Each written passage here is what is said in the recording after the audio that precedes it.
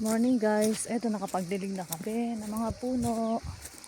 Ito na lang ang huli, ang olive tree. Manitas na rin ako ng gulay. Ito na, kapitas ako ng ganito pang salad. Ito naman yung ilalaga mo lang yan.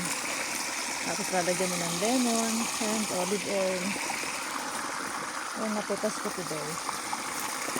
Nakapitas na nga pala ako ng kapitas na rin ako ng bulaklak ng kalabasa.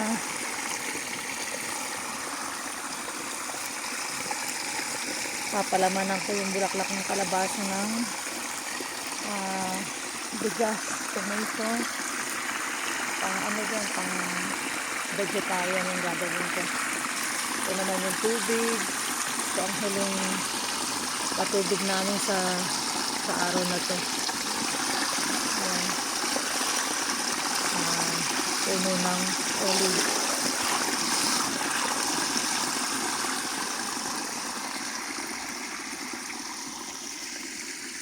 Yan ang aming puno.